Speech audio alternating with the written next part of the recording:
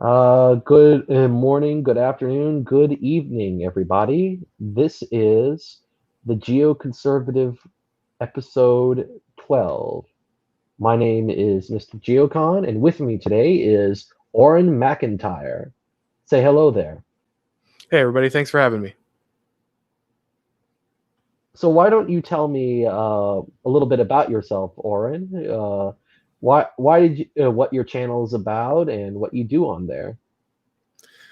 Sure. So I'm the kind of guy who kind of came from the very talk radio, Fox News conservative, uh, end of politics. I worked in politics. My degree's in politics. I was a reporter, reported on politics. And so I was very familiar with obviously the setting in politics and American politics. But obviously, as things have kind of deteriorated and we've watched what's going on uh, in the last few years, it became pretty evident that I needed to look kind of outside those normal avenues and understandings of kind of contemporary American politics. And so I started reading kind of older, more reactionary uh, conservative thought, and also started exploring, kind of neoconservative ideas through guys like Curtis Yarvin. And so my channel has the You purpose of mean my channels. neo-reactionary? Yeah, neo-reactionary. Sorry, is that not what I said? No, you said neoconservative. Oh, I'm sorry. Yeah, no, yeah. I was very familiar with neoconservatism, but yeah, I started exploring more neo-reactionary stuff, and that's kind of been what I've been doing on the channel is kind of going, through my thought process as I've kind of learned about these things and read about them, and try to explain it to people who are kind of uh, going through the same journey themselves. Wow, that is pretty good. I too came from that kind of conservative background, although I will say for most of my teenage years, for like the latter half of my teenage years, I was a leftist, though I kind of shook that off eventually. Uh, so what?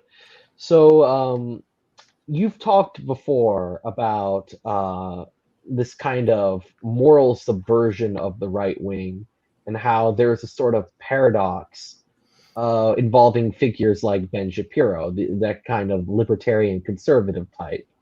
You actually have a video entitled "The Ben Shapiro Paradox." Would you like to explain what it is about this kind of mainstream libertarian conservatism that you found inadequate and that led you to exploring other ideas? Sure. So I would say that, like a lot of people in that talk radio right wing, that mainstream right wing, I had been kind of told that the battle for cultural conservatism was more or less over. The cultural conservatives had lost, and they had lost so often that it was getting embarrassing, and especially after I think the final nail in the coffin was probably the gay marriage. And at that point, the Republican Party, the GOP, and most of the right wing kind of abandoned what was left of social conservatism, and instead said, "Look, we're going to go with lower taxes and small businesses and gun rights, because that's really why people vote right wing. That's where all of our support's coming from. That's where all the money's coming from. New college age kids, that they're not interested in deep Christian morality. That they're looking for freedom. They're looking for opportunity, the individualism. That's what's going to secure the next generation." And so I think for the last couple decades, what we've seen is the rise of the libertarian right. Not enough for most libertarians, of course, but I think if you're honest, what you look at is the majority of people who are presenting themselves as leaders in the right wing are presenting largely libertarian ideas. They might say they're traditionally conservative their personal life, which, Ben Shapiro says, guys like that say, they'll say, I'm personally very conservative, but their plan for governance is ultimately very libertarian. It's very hands off. They don't want to impose any morality. They don't want any kind of laws that would support that kind of thing, and they very much embrace the libertarian worldview. And I think what we've seen is that those policies are largely a disaster, not only because they don't win in the long term, but they also do things like destroy the ability of people to have families, to start families. They destroy the interest in families by the next generation. And so the problem is that current conservatism became so wed to, I guess, different libertarian and free market ideas that it no longer was willing to entertain any of the moral ideas that it needed, and certainly not to entertain the idea that the state would be involved in doing things like promoting families, promoting the kind of policies that create families. And that's what I talk about in that particular video, is I talk about how, Ben Shapiro wrote a book about, the need for returning to traditional morality, returning to traditional religiosity, building social fabric. And this is what was going to turn the country around, was this grassroots revival of religiosity and morality, and that was going to weave the social fabric that was going to knit the country together. But what I pointed out was this is at odds with Ben Shapiro's like basic economic assertions, because he'll make assertions like, well, if your factory shuts down because your company isn't competing with China and has to ship your job overseas, well, you should just move to a different state across the country to do an entirely different job. And what it doesn't seem to occur to guys who pretend like they care about families, that what never seems to occur to them is when you have to stop and uproot your family, what you're doing is you're tearing up the social fabric that he espouses. You're asking families to leave their interconnected lives, their churches, their bowling leagues, their moms, their dads, their grandpas, their grandmas, their brothers, their sisters, the people who help you build a life and connections in your community, the people who build the very social fabric that you have. Like, you can't build social fabric in a community if you leave for a new job every 5 to 10 years. That's not how that works. And of course, also, the more that people have to retrain for new jobs and this kind of thing, those aren't low cost choices. They have to completely end their lives in many ways and stop and go back to school or those kind of things. That's going to keep them from having kids. That's going to keep them from making commitments, and of course also things like immigration, which, Shapiro would support, are going to bring in people who are going to force down wages for people who are trying to have families. And so all of these things are going to stop people from forming the very social fabric that Shapiro wants to organically grow and solve the problem of a lack of morality that is kind of tearing the country apart. And I think this is largely what's happened to the conservative movement, is they've embraced this so much that they've just put that doctrine ahead of the actual moral fabric that they pretend they espouse. And this has been to the great detriment. And now we really don't have a mainstream voice that is out there talking about actively being involved in improving the lives of families and creating families, increasing family formation and improving the moral character of people. Well, I mean, besides, like, yeah, I would say that's true. Besides, like, lone voices in the wilderness, it's like Josh Hawley or Tucker Carlson, which, well,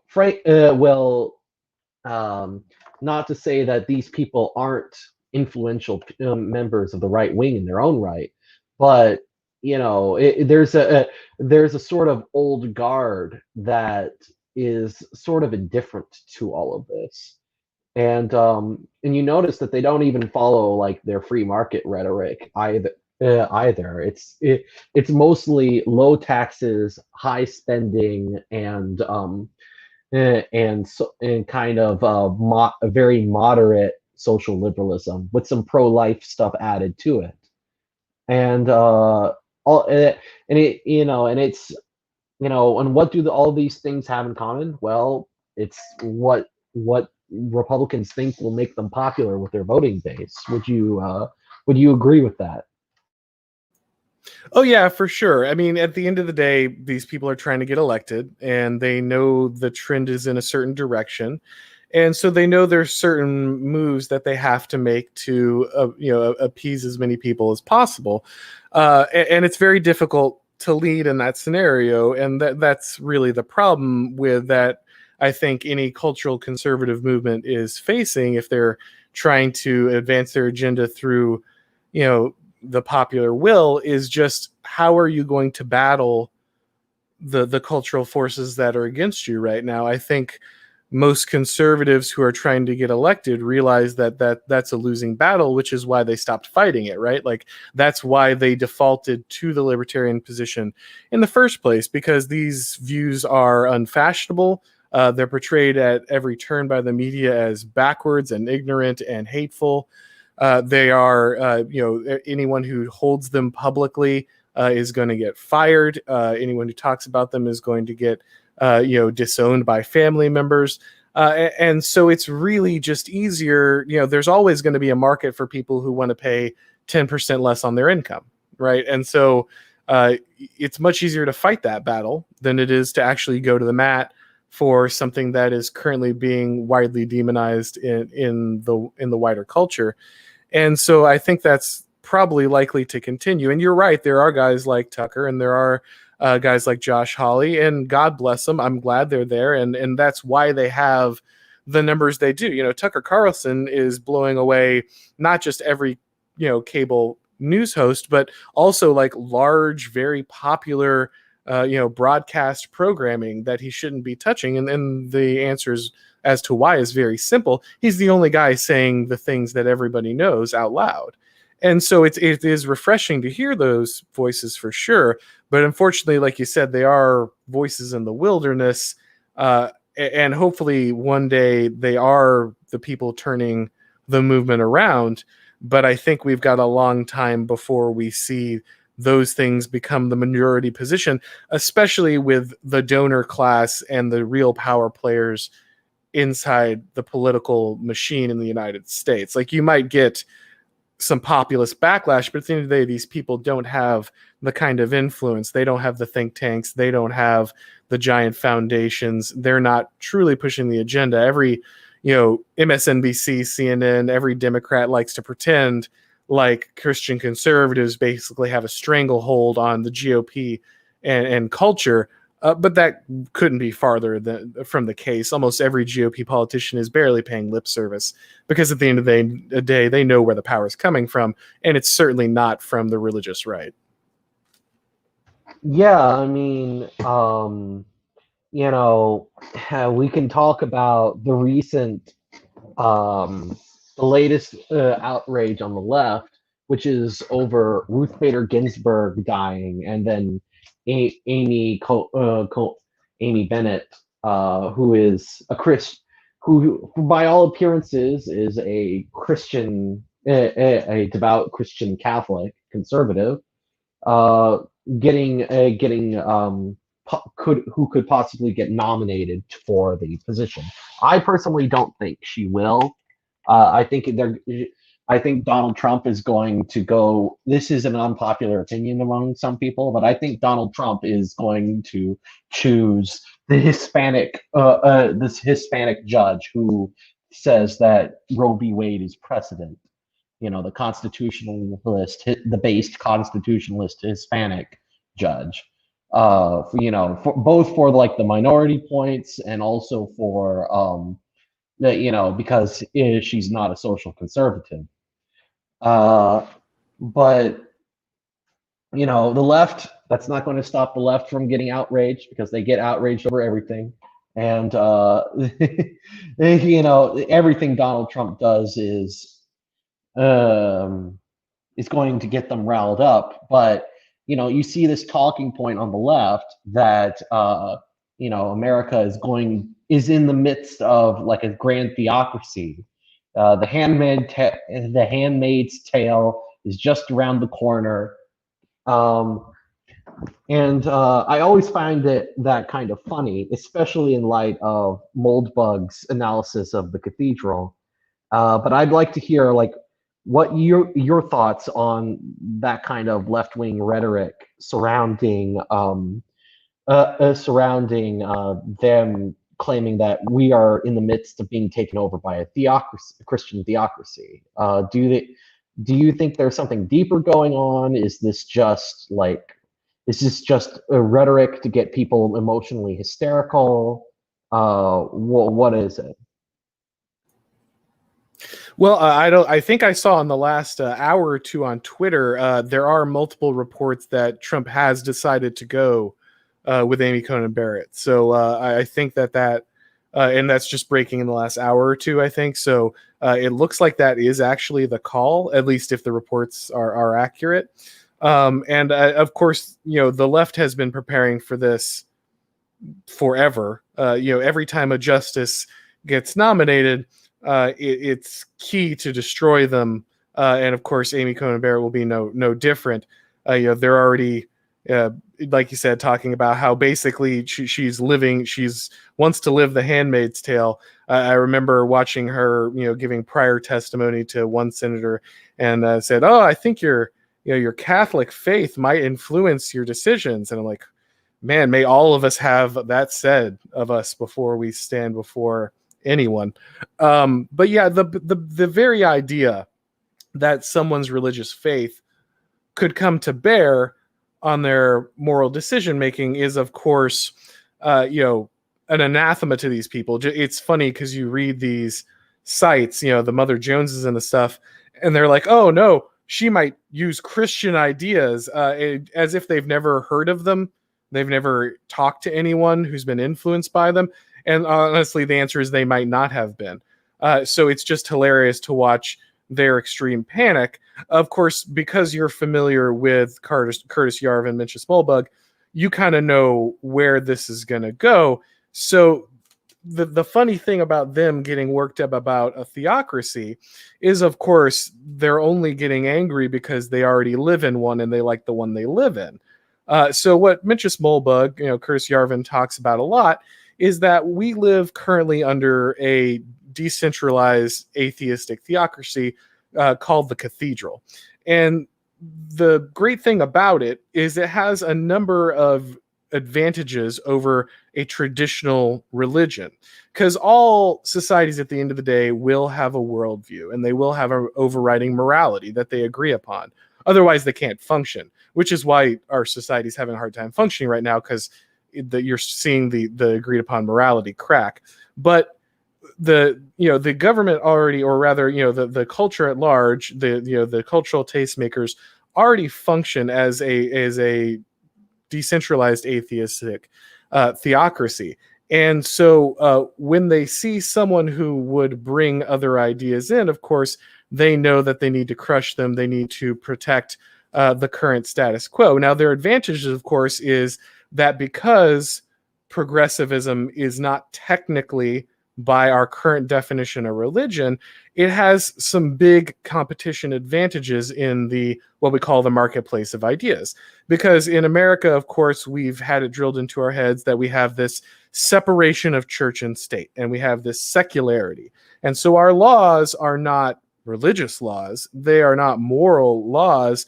They are somehow something set apart and different. And our system is somehow set apart and different. It's one of rationality and reason, and it has nothing to do with these ancient ideas of morality or some sky god handing down, commands to you from above. And so because that is the way we frame the discussion when it comes to any of these ideas, progressives are constantly able to push their morality into the public square, teach their morality, and enforce the morality in their worldview on others, because it's technically not theistic. It's technically atheistic. It's technically secular.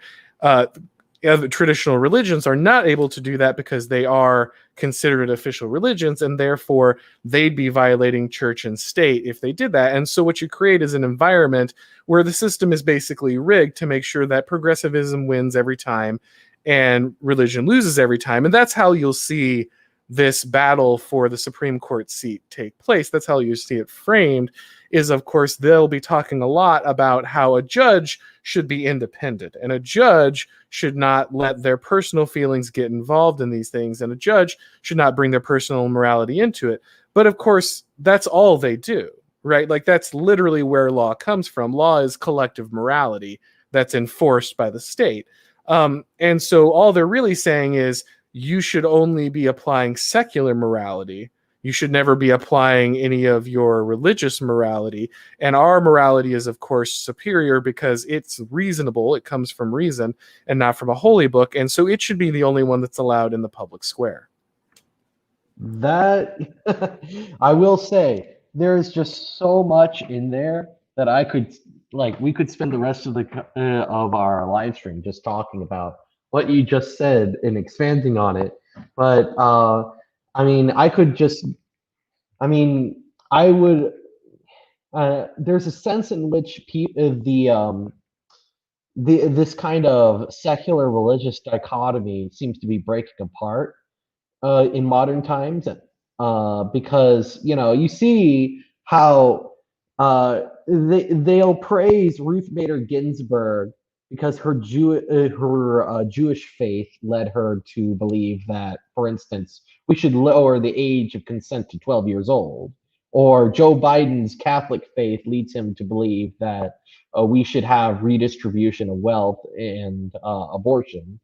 But if you use your religious faith to come up with something that is opposed to the sort of progressive pseudo religion, then you are going to essentially then that is purely bigotry. That's purely traditionalist prejudice. What would you say to an observation like that? Yeah, I think that, of course, the left, and look, every side loves tokenism. Don't get me wrong. The right does this just as much as the left.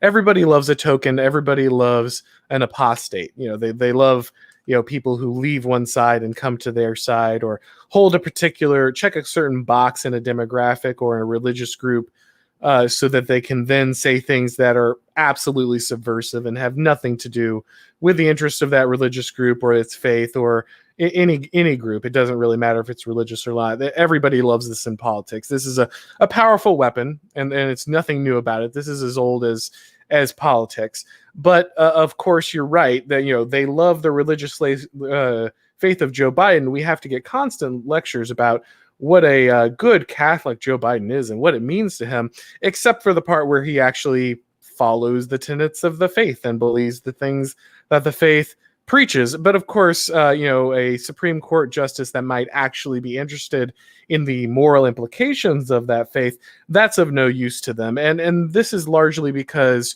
unfortunately, again, because progressivism is almost a super predator religion, right? Like, it's almost the apex predator of religions because it has such a great stealth coding. It's so good at deflecting the criticism that comes to the average worldview, the average religion.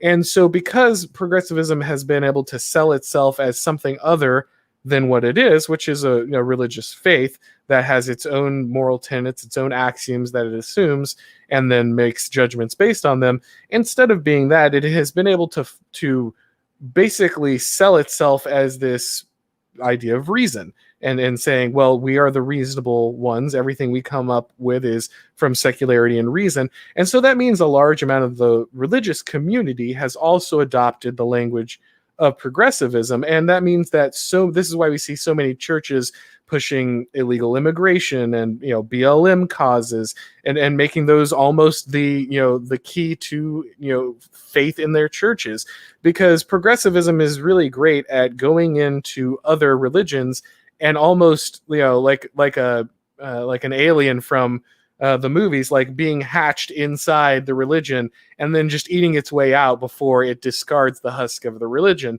And that's what we've seen it do with faiths like Christianity. It's taken some of the core principles of Christianity that were amazing, and it's perverted them and destroyed them and taking them to an awful maximum, and then basically has just discarded the Christianity. And we see that largely, you know, all progressive morality is basically like Christianity if you unplugged all the important God stuff. And so now we're just seeing the religious do the same thing. So of course, when they get a politician like Joe Biden who claims to be religious but follows the progressive line, that just works entirely in their favor.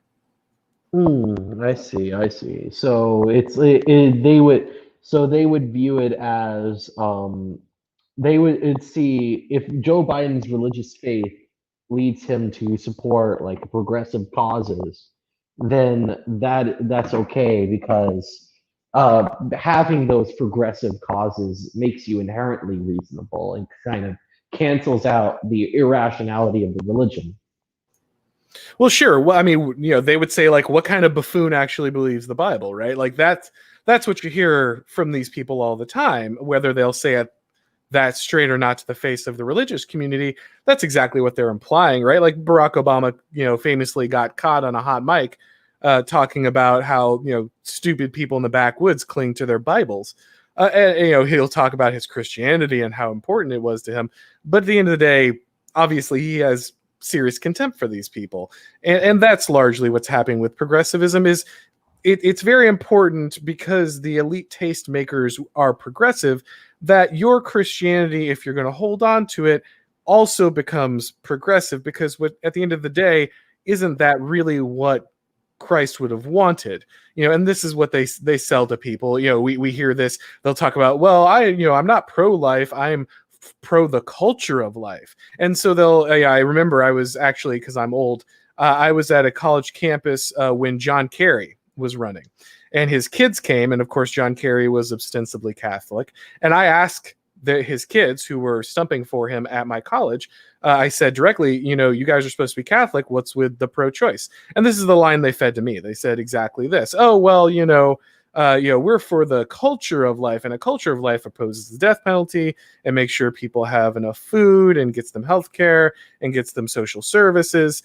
And they just talk right past the fact that they're ignoring a massive tenet of their faith that alleges that they are supporting the death of millions of innocent children, because at the end of the day, that's not really with the progressive agenda. And we can pretend like we can co-opt the language of Christianity without actually having to adopt any of its tenets. Co-opting its language. I like that phrasing. I think that is something, I think that is something that really goes to show the sort of the lineage of this kind of movement as something that grew out of a Protestant Christian nation, and like like the alien ate it, it just kind of ate its way out, and then goes like raw. Sorry about that. Yeah, so my next and this is something that I wanted to say about the right wing as it has sort of evolved over the years. You see within like the right wing, you still see people talking about like this idea called moral relativism and condemning the moral relativists of the left. And to a certain extent, you see like people like even the distributists. His early, if you ever go back to the videos he was making like a few years back, he was making videos attacking moral relativism as professed by people like these kind of anti-SJW skeptics like Vernaculus and TJ the Amazing Atheist. But when you look on the left, you see that they don't really believe in moral relativism like the stereotype does. They have a very powerful moral image that they believe in. They have and they're extremely moralistic in how they act, how they think, um, and they speak in terms of stark good and evil. There's even a kind of a Satan figure for them in someone like Adolf Hitler, or in like what they consider to be the alt-right. Um, do you think that there has been like a significant change in the left in terms of their morality? This kind of shift from an older left that was morally relativist to a new left that's highly moralistic? Or do you think this is just the mask coming off? So the funny thing about throwing a ball up in the air is at some point there's like an apex, right? And at some point it comes back down, but there's a moment when you throw the ball up in the air right before it starts to come back out down where it kind of hangs. Like I'm a skeet shooter. I go out and shoot clays. And if you've ever shot a clay with a shotgun, when you throw the clay, there's that moment where it hits the apex. And that's the sweet spot if you really want to make sure you're going to hit it, because it like waffles in the air for a second. And it seems like it could almost float before gravity kind of reasserts itself. And so I think what you want to understand about the weird moment we're in, and I think the reason that it looks so odd when we look at our current political situation and the evaluations of our moral situations, is we lived through that apex moment. We lived through that moment where, you know, the ball or the clay pigeon was traveling up, and when it stopped for a moment and it froze, we were all under the impression that that might be its final trajectory. But now we're watching it fall back down and we're like, what happened? Because we were kind of born in that moment where it was hanging in the air. So I think what happened with the left, and actually what's happening to the right now, which is kind of funny, is the right, I think, is going through a very similar moment that the left went through just you know, a few years ago, when the, like you were saying, the distributist was talking to moral relativists on his channel.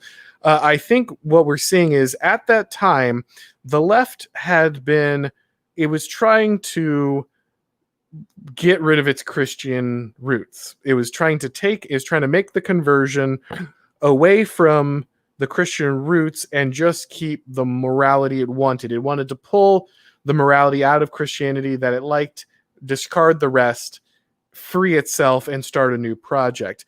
And so one of the tools it used in that journey to free itself from Christian morality is that it started talking about how, you know, morality was really just, you know, it's not really based on God. It's, you can base it on reason. You can pull these things out and you can come to the same conclusions on your own, and you don't need the worship and you don't need all the old Leviticus stuff. You can come to these conclusions by yourself, or you can maybe come to no conclusions at all. Now, I don't think that the left ever really thought that they'd never come to moral conclusions, but because there was that moment where it was using that rhetoric as a tool, there were some people who became true believers in that, right? Like they became true believers in this idea, and it's a small percentage. So I think what we saw was back when, you know, the skeptics and, you know, where the anti-SJWs were all these, you know, atheists basically who had left the atheist internet circles because the social justice was coming in. And really the social justice coming into the atheist community was just the ball starting to fall from the apex. It was just the natural arc that the left was taking. But these people who had bought the idea that, you know, moral relativism or nihilism, or, you know, that this escape from traditional morality was the goal, the people who had really had to invest in that narrative, they shot off their own direction, which is why they seemed so politically and morally homeless for a while, why they were willing to engage with right-wing ideas, and why some guys like Sargon have even moved entirely to like boomer-con rightists at this point, because they truly believed in this idea that they could decouple the morality and maybe just create their own or reason it out, and it could be whatever it needed to be and what made sense to them. and so those people still are out somewhere in the void, right? Many of them are politically homeless. Many of them are trying to find new homes on the right, which is what, they're trying to settle over on the right side of the fence. Some of them have returned to the left, people like Shoeonhead and such. But what we're seeing now is that the rest of the left, the people who never truly bought into this necessary tool to jettison Christian morality, they're now adopting their own religion, right? They're all moving towards their own religion, those deep religious impulses you're talking about. And we're seeing them become more and more fervent to the point where they're literally prepared to burn, cities down over them. So I think that's what happened. I think it was, what you saw was a split between the leftists who truly bought into this idea of moral relativism and had to go their own way when the rest of the left took its inevitable curve downward, and then those who are fully, invested in the continued moral arc of the left. Yeah, and I've even come across people who, I've actually come across a few people who are more these kinds of moral relativists, yet somehow they can square in their minds a kind of I don't know, a kind of extreme progressivism, because they say, well, this all these human rights stuff, I don't really believe in any of it. I think it's all fiction. It's just like God. It's all fiction.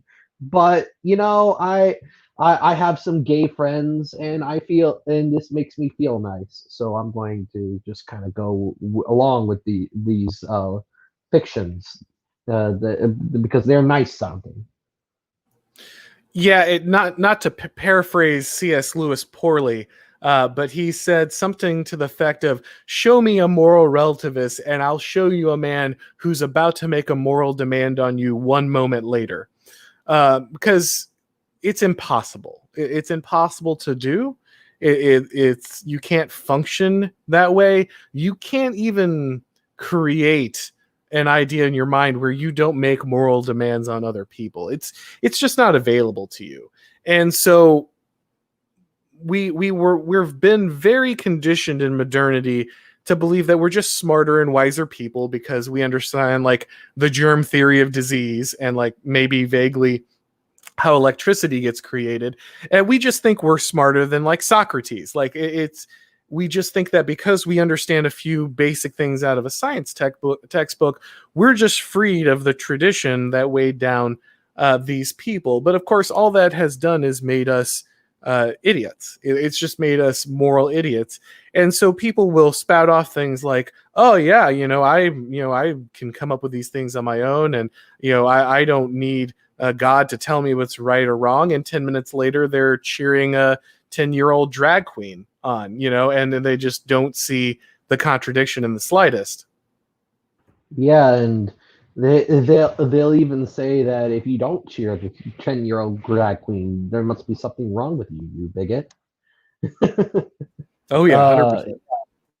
Yeah, and I mean, I have heard, there are some people who would say that kind of anti-moralism, where you're not allowed to judge, you push it so much, it loops back around to being a moralism of its own, like this kind of moralistic crusade against,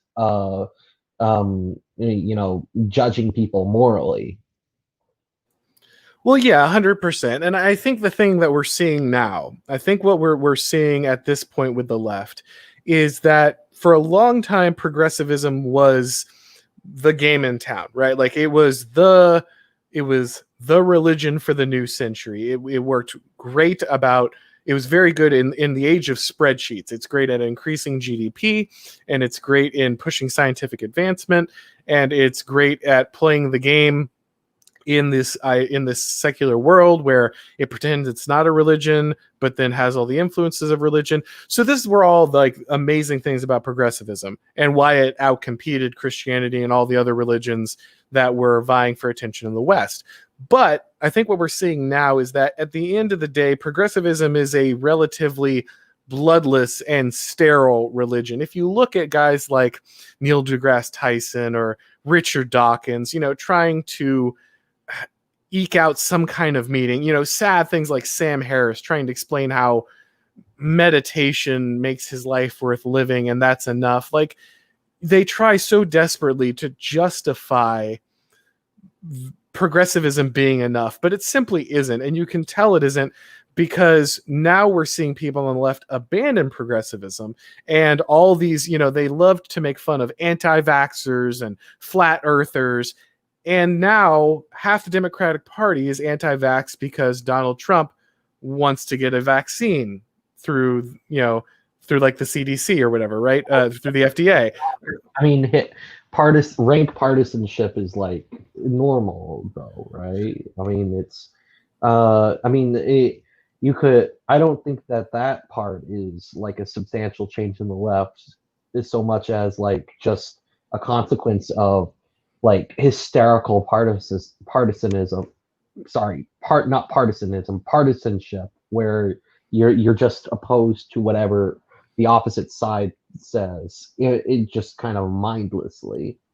I mean, don't get me wrong. You're absolutely right that's the way to frame political opposition, because they can always hide it behind, well, because the vaccine would come out of a Trump controlled agency, it can't possibly be safe, or whatever.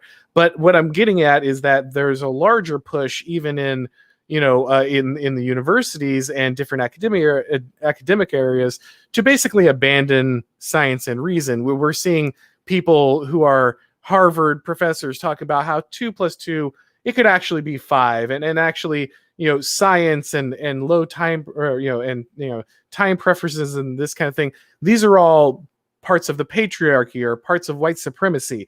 The idea of the scientific method is really it's an imposition of white supremacy on native cultures. Like, this is stuff that's coming out of high tier universities right now. And so I think the reason that we're seeing that shift is that we're seeing progressivism actually get discarded, just in a similar fashion that Christianity was discarded by kind of the new woke religion. Because the current religion of progressivism, neoliberalism gets exhausting after a while. At some point, I think I was watching The Distributist, and he said something really good. I really liked it. He's like, at some point, people are going to want to live in a country and not a staging area for global techno capital, right? Like, at some point, just having the blood drained out of your society and the soul drained out of your society and the culture and tradition drained out so that it can maximize its utility on a spreadsheet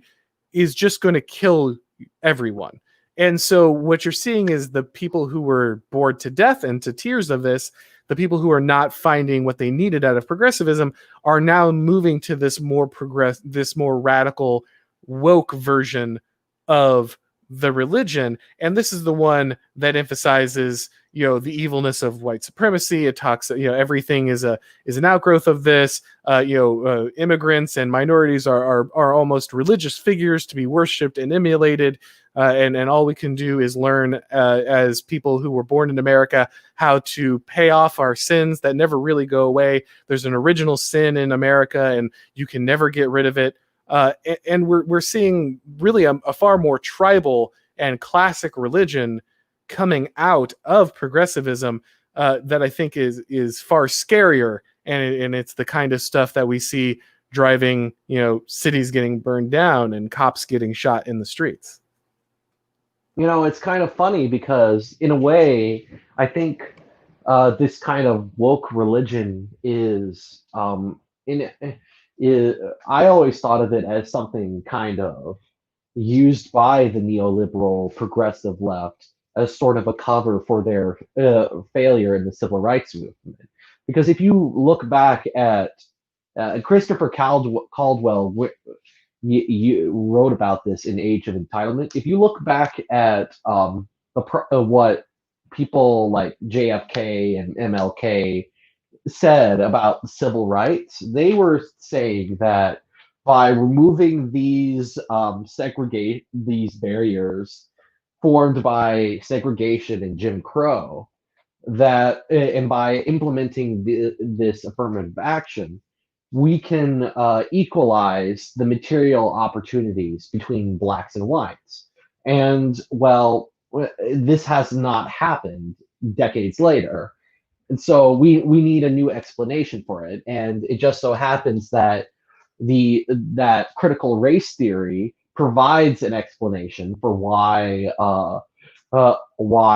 things aren't equal. And so we're going to just kind of promote these people as a sort of a means to explain away our failure. Because what critical race theory does is it allows like white progressives to blame red state Americans for their failure to help black Americans. Would you agree with that? No, I think that's a good observation. And I think you're right that that was the roots of the movement. I think that you're absolutely right that that was the cynical game played by kind of neoliberalism, was we are going to adopt the facade of, this stuff. And of course, we can still laugh at it today, right? We can look at, the riots are sponsored by Amazon and Apple, right? Like the largest companies in the world can't stop falling all over themselves to talk about how much they support BLM and Antifa and taking down the patriarchy and white supremacy. Like they can't get enough of it. Yeah, there was this one expensive expensive clothing company talking about how they're going to fight capitalism on their Twitter. Oh yeah, no, I saw that. Yeah, the women's clothing brand doing that, absolutely, which is hilarious because if I'm married, so I'm slightly familiar, and if you know anything about them, they sell like $80 stretch pants to wildly affluent women. But I think while that was the initial reason that they adopted this idea and started pushing it to the forefront, I think that the devil's bargain they've made is they increasingly are having to actually cut the people who really believe in this stuff into the leadership, right? Because we all saw that moment with the Democratic Party, right? For a moment there, it looked like we were going to see a true knockdown drag out with like AOC and the squad versus the Nancy Pelosi wing. And Nancy Pelosi obviously is in this case our standard bearer of the progressive order, and AOC at least has leanings towards that far more woke wing. And what we're seeing now with Joe Biden is Joe Biden has made it very clear that he's not going to govern the country. Kamala Harris will be president, or at least the people Kamala Harris represents. And Kamala Harris will become the fusion point of the Wall Street interests, the tech interests, and kind of the woke capital, along with the social justice. They're going to try to use her as a bridge to bring the woke people back under control. But I think they might be at a tipping point where the lunatics are running the asylum, or they're close. And if a few more key leadership positions fall to people who are true believers in the woke, I think what we're going to see is actually at the end of the day, progressivism is going to be the loser and the wokeism is going to be the winner at the end. So you think that that's going to, so that's going to happen because progressivism, like I said before, has failed the black community because the civil rights agenda of the 60s did not bring the material equality that they promised. And I think that, and wokeism promises to do that by, quite frankly, burning down what they can't loot. Well, 100%. And look, like the progressive movement was never going to be able to address the real problems that were eventually going to face the community, because look, the real problem at the end of the day, and there are a number, but the real problem at the end of the day is that they want equity. They want equity along racial outcome lines.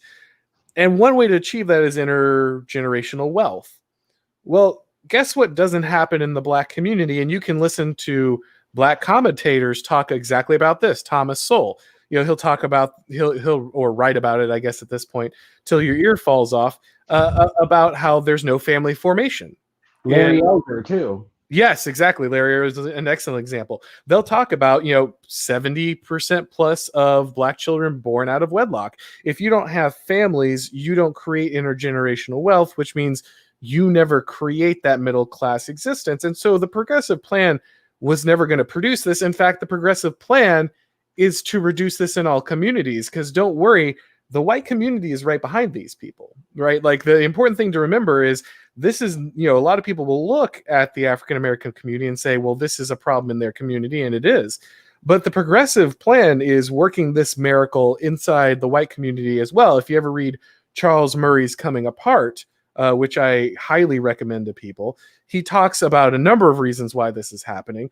But the way that our economy is structured and the way that neoliberalism wants us to live our lives all but assures that people of my generation, and I imagine your generation, I think you're probably younger than me, and I'm not sure, but 24.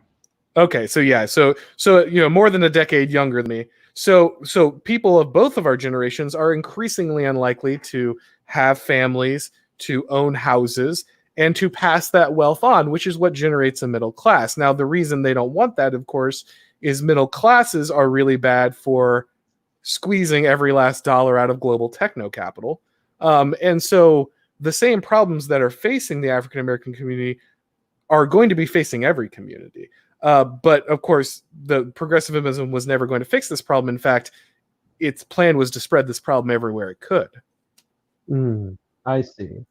So I think going on from there, you would say that this problem, spreading this kind of malaise all over, the right wingers have usually call this just degeneracy. We've basically taken something and sort of corrupted it. We've taken it. You have sexual degeneracy, and you have degeneracy in manners and politeness. You have degeneracy in how we do our economics. We have Moldbug, who is an atheist, literally called the financial system Luciferian because it's based on just maximizing desire, aka GDP. So what I'd like to know is, like, why do you think the cathedral, the progressive movement, sort of promotes this degeneracy, for a lack of a better word? Well, I mean, there's a lot of answers to that question. And I think the thing that we always remember, the thing I try to remind people is oftentimes when they hear about the cathedral for the first time, they think that the cathedral is some form of conspiracy, right? It's like some kind of Illuminati cabal behind the scenes, pulling all the strings and orchestrating things to go the direction they're going. But the key to understanding the cathedral, the thing that makes it what it is, because everybody can come up with a cathedral or, with a conspiracy theory, right? Like, that's not hard. The idea that there's a bunch of rich people and powerful people who want to destroy everything, there's nothing new to that. The reason that the cathedral is so interesting, when Yarvin, kind of coined the term, is that the cathedral is not a conspiracy. It's actively not a group of people all getting together at a meeting and deciding this is where we're going to take the country. The thing about the cathedral is it's almost, I think the best way to actually think about it might be like an emergent artificial intelligence. There are enough incentives lined up in the direction of progressivism for it to win.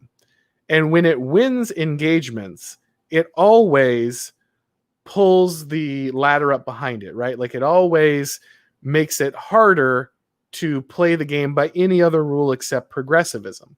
So this is a self-reinforcing mechanism. The people who go to the same colleges and read the same media and watch the same movies and go to the same country clubs all discuss the same ideas.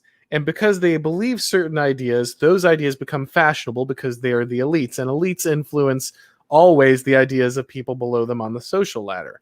And because they get constantly talked about, they get reinforced by those slightly down the ladder from the elites. We see them start showing up in businesses. We start seeing them show up in TV shows and schools, and they get assumed as natural parts of the culture.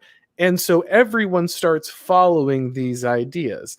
And as they start following these ideas, again, we just get more and more self-reinforcement. The incentives keep getting lined up more and more for progressivism to win and for people who play by the progressive rules to win. So I think when we look at the, like you said, the degeneracy of the moral structure, I don't think we have to look terribly hard. It's not a conspiracy, and it's not that the left is per se actively looking to drive people this direction. At the end of the day, the simple answer is civilization and morality are hard. They take hard people to build them in difficult times, and they have to work very hard to build a tradition that protects those moral truths. And the easiest thing in the world is to relax that morality. And so every time it gets relaxed, we lose a little bit of it, and the progressivism gets reinforced and the traditional morality gets lost. All right. I think there's a lot of truth to that. But I think that there is, I mean, there are many different ways, like you've said, there's many different ways that you can look at this. My personal favorite way of looking at it has to be like one that Professor Edward Feser has been talking about recently in his American Mind art. He wrote a piece in the American Mind article about a kind of Platonic explanation of wokeism, and he claims that we have you have in Plato's philosophy, his politics is derived entirely from his psychology. Platonic psychology is, it has a lot in common with, the Freudian psychology, where you have this animalistic appetite that just wants to eat, sleep, and fuck, and then you have a kind of spirited, a kind of a spirit that drives you to be courageous and honorable, and drives you to be angry when there is injustice. And then you also have reason that allows you to learn of the forms and to learn what is good. What allows you to pursue what is true and good. And essentially, Plato says that the ideal person has reason on top, and then uses their spirited nature to control the animal appetites. And so the ideal regime will have people who are the most rational on top, the philosopher kings, and then you have like a military class that is the most spirited of society, that rule underneath the philosopher kings, and then everybody else it will just follow these people. That is Plato's Republic. And Plato then says that there are four different types of regimes, four degenerations of this original virtuous regime, and they sort of have like an order to them, and that one leads to another because of the incentives found within each of these orders. First there's the kind of democracy, the kind of honorable regime, the rule by the spirited types, where everything is all about like military honor and upholding your tradition at all costs. But there's a strong like competitiveness in this society, which could tear it apart if it becomes like openly violent. And so this competitiveness leads to like competition over money, which is like a peaceful way of having these kinds of competitions. And this leads to oligarchy, the which is ruled by people who, which is ruled by by the desire for money. It's basically the while the in an oligarchy, the morality of the oligarchy, the incentive of the oligarchy is for you to get money. But there's a certain, and while it is ruled by the appetites, the while it is ruled by the appetites, there is a certain level of discipline that's required to have money. And so this kind of society tends to uphold these kinds of bourgeois virtues like thriftness and hard work. But eventually, because the incentive is to get more money, these oligarchs start appealing to the masses, appealing to the appetites of the masses, and this leads to democracy. And democracy is characterized by trying to appeal to the kind of base appetites of the masses, the base and for the reasons that I gave earlier. And eventually, this democracy will end up in tyranny because because within this democracy there will be certain people who have stronger wills than others, and eventually these people are going to just run roughshod over this otherwise egalitarian and free society, and they'll come into power claiming that we're going to stop the anarchy, and they just are, but they act so it'll be democracy for a small group of people, and everybody else will have to stick the bill. And Fezer says that what we're seeing in wokeism is sort of the transition from democracy to tyranny through these kinds of like woke people, because once these people take over, they'll come to power and put an end to this kind of anarchistic democracy that we have. Sorry for the long-windedness, but I'd like to hear your thoughts on that. Oh no, sure. I mean, I am a political theory and philosophy junkie. So this is right up my alley. So a couple things on that. First, of course, Plato's brilliant, and there's a lot of great stuff in there. But I think Plato's models are largely outdated, mainly because of different things in society. He's absolutely right about the transitions there that can occur. But I think there's a number of things that we have to take into account. So first, as you were talking about, they're the different spirits that can end up running a society. And so kind of taking off from that, Machiavelli, if you ever read James Burnham before, have you ever read any James Burnham? Oh yeah, totally. Okay, so you've read the Machiavellians before, or? I read The Managerial Revolution. Okay, well, Managerial Revolution is actually the only one, like the one I haven't read, so you've got that on me. But in his book, The Machiavellians, he does a great job of taking work of obviously like Machiavelli and like Wilfred Pareto, and what he does is he talks about how societies end up being ruled primarily by your lions and your foxes. And those are the two spirits, kind of analogous to what you're talking about with, the foxes being the wily people who are more, intelligent and mentally nimble, and then your foxes are those people, and then your lions are more of the military class you were talking about. They're the strong, patriotic, driven types.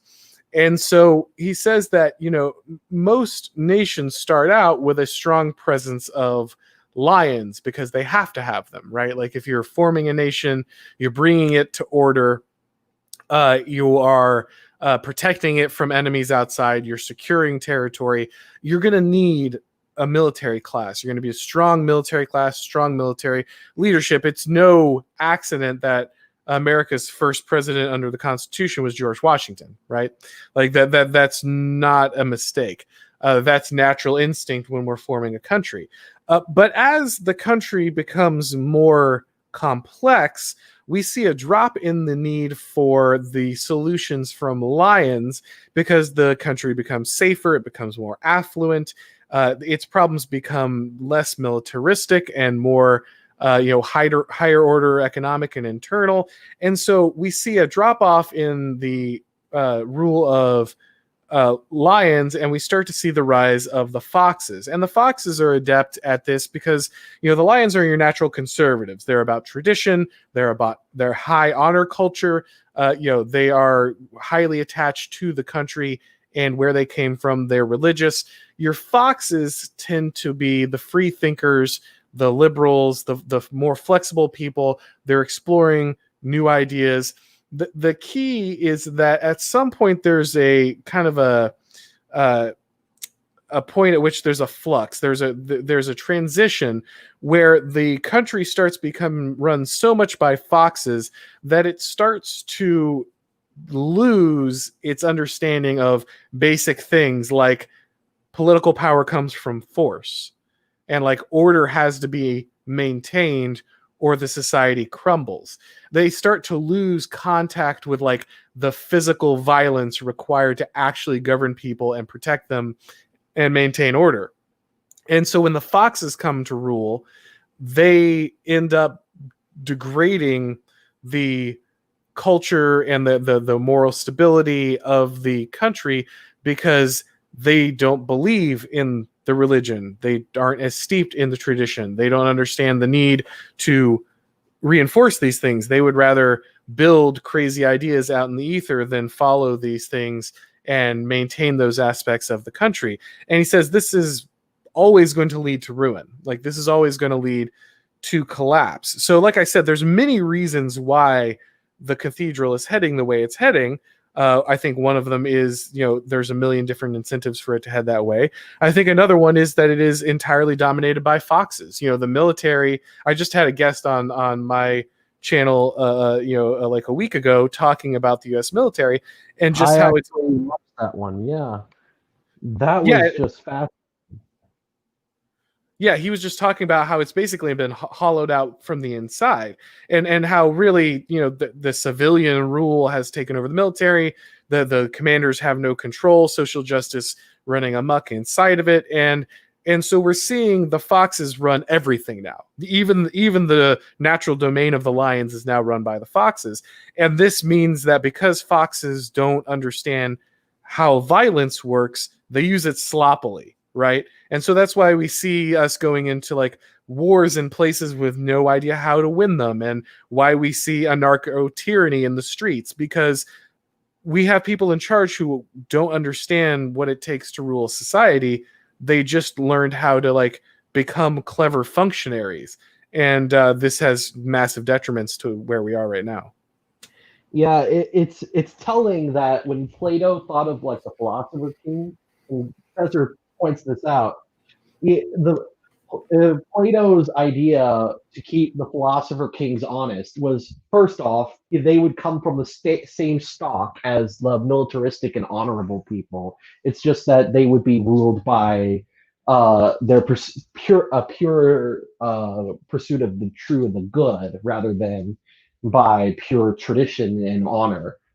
But then he also says that, all of both the that the philosopher kings would essentially live a very I don't know how to describe it, but a very austere lifestyle. Like they wouldn't have families. They wouldn't have private property. They'd live very they'd live like they wouldn't have any kind of like riches. It would be like we would be ruled by a bunch of monastics, essentially. And that's he calls it, and Thesser calls this isn't communism, because under communism it would be the party that rule like kings, and the rest of the population would starve to death. Whereas in Plato's system, it's more like the rulers would live an extremely disciplined lifestyle, similar to that of a military barrack, while the rest of the society could live freely. Um, and that's Plato's ideal society. So I think Plato would have said that the ideal society was ruled by lions, just very intelligent lions.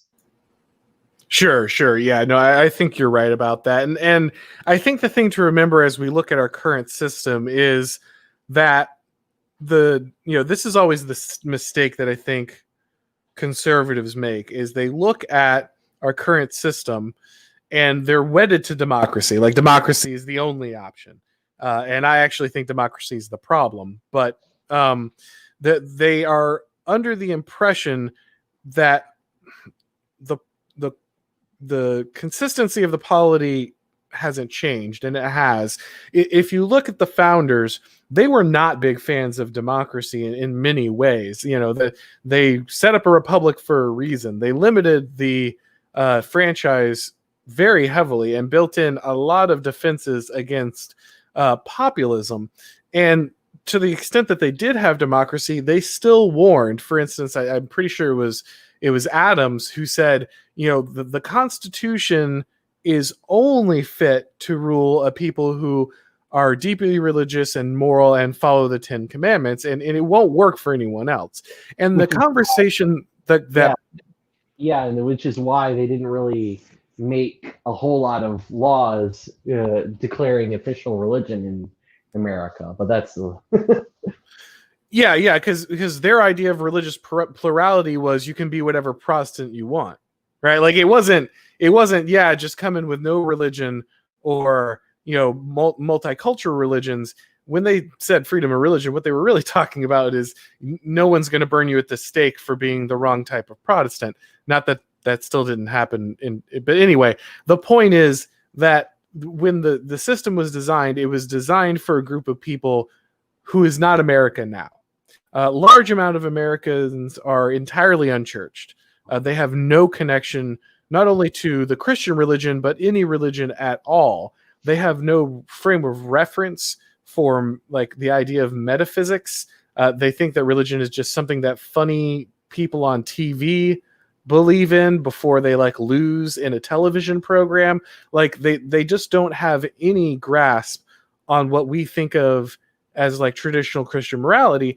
And so the idea that there will be a point at which we can return our democracy to the way it used to work, which it never did because we didn't have a democracy when it worked. But the idea that we will return to this and everything will be okay, I think it is kind of insane. The unfortunate thing that we have to deal with is that America is not the country it used to be. And the people making it up are not the people who used to make it up. And the viewpoints that they used to hold don't exist anymore, largely in the society. And that might mean that if we want to return to something that is slightly sane when it comes to morality, we might have to govern it differently. And this is why conservatives are always so scared of saying things. Have the David French types of conservatives who are just, no, we can't cancel Drag Time Story Hour. We have to have the ability to let drag queens, dance in front of 10-year-olds, or do we even have liberty in the country? And what you realize is David French is not so much a Christian as he is a liberal. Like he believes in liberalism before he believes in his Christianity. He might still be a Christian, but that is secondary. His true faith is in liberalism. And as long as we are wedded on the right to the idea that morality can't be enforced by the state, that the state can't take a role in this, that it's not essential to do these things through the state, as long as we continue to assume this hands-off posture, I don't see any shift in the movement of the culture at large that's going to occur.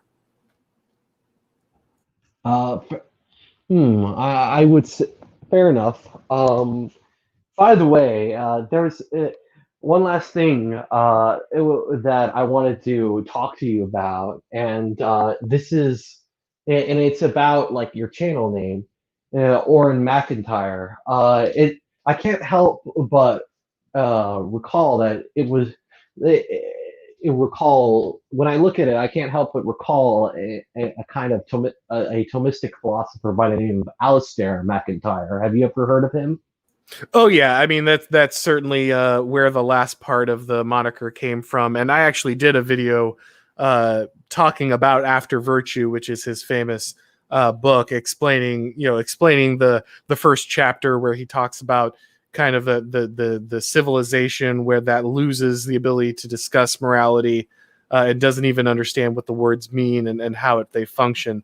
I do, I have talked about that before, but yeah, no, that's he's a giant, obviously.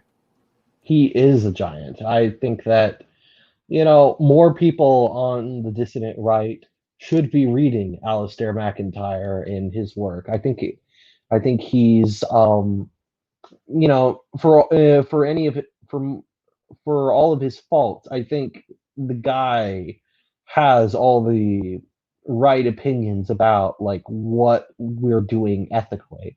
Because I think what's happened in America, what's happened in like the West ever since the Enlightenment is what it's like a really slow car crash where the Enlightenment philosophers overthrew this kind of teleological language found in someone like St. Thomas Aquinas, and to create a kind of morality based on these kinds of subjective desires that they assumed were universal to all men. This idea that self-interest is the basis of a good society, is the basis of all human action, that we can create a society in which everybody's self-interest is satisfied. And you see this especially in Immanuel Kant when he's talking about how we can create a constitution for a race of devils, provided that they're rational. Well, not everybody wants the same things, and as Edward Bernays points has shown, people can be manipulated into desiring things that aren't necessarily good for them through things like advertisements and political campaigns.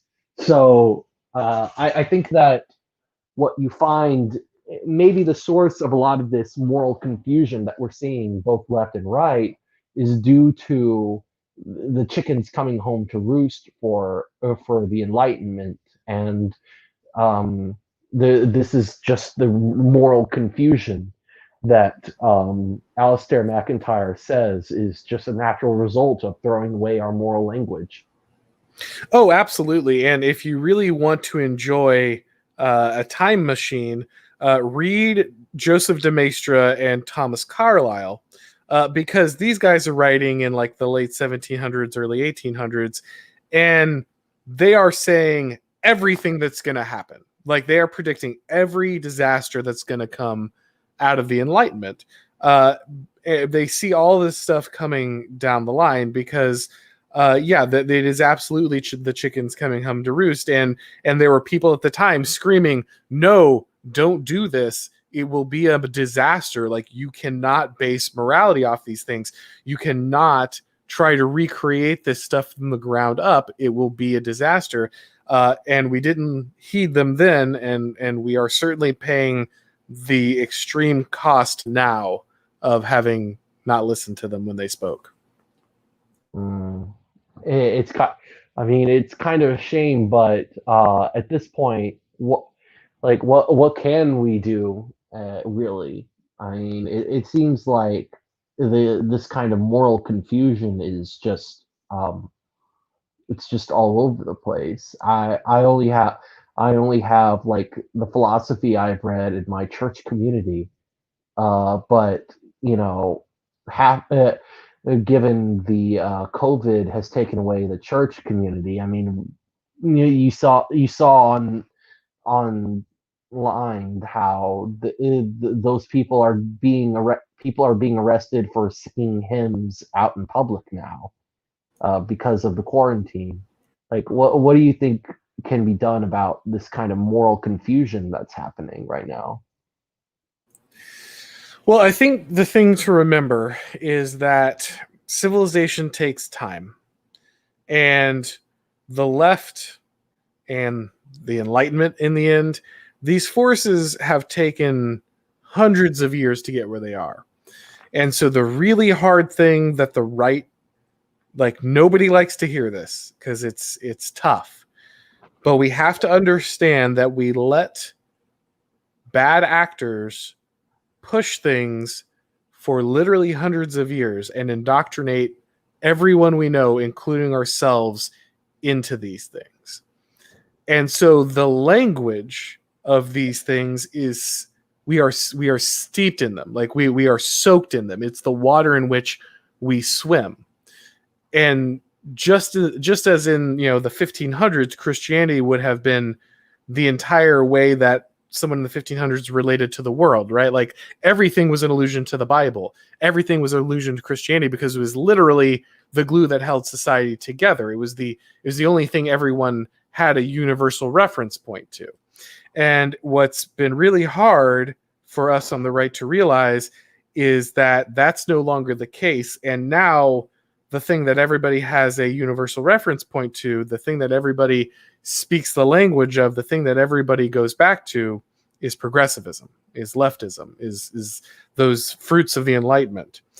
And so it's almost impossible in certain ways to address the issues we're looking at because, as MacIntyre points out, we don't even have the language to address the issue. Like he points out in his first chapter when he's talking about an after virtue, he says, even the most radical critic of modernity assumes that modernity has the tools necessary to solve it inside, right? Like it never occurs to them that their approaches even to the problems of modernity are themselves tainted and forever damaged by the very modernity they are criticizing.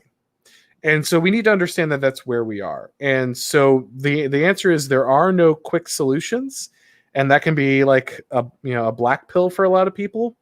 But I think we need to understand that if these things are going to get turned around, if Western civilization is going to flourish again, we're going to have to rebuild that stuff, and it's going to take a long time, and it's going to be a concerted effort. And that means that we're going to need to find ways to protect that knowledge and grow that knowledge and share that knowledge intergenerationally. So when it becomes time to spread that knowledge, it's still there and protected. And I think that should really be the project of the right at the moment, because I don't think there is a situation where you can just go out and oppose these things in the way that people want and get results, because I think literally we don't even have the language for most people to engage with them. I totally agree with that. I would I'm looking at there's not any kind of chats viewer comments in the chat, unfortunately. But I do thank all of the viewers out there that have watched this, all 5 of you. Oh, the joys of being a small YouTuber. Yeah. Anyway, is there any? That was a great way to cap off this live stream. Any last thoughts before we head on out? No, man. I just thanks for having me on. This was a really fun discussion. If anyone's interested, the YouTube channel has the same name, Auron MacIntyre. You can check it out. But yeah, man, I had a great time. This was a lot of fun. This was a lot of fun for me too. I too am like a political philosophy junkie. Uh, this is Mr. Geocon, and we're signing out tonight. Have a nice day.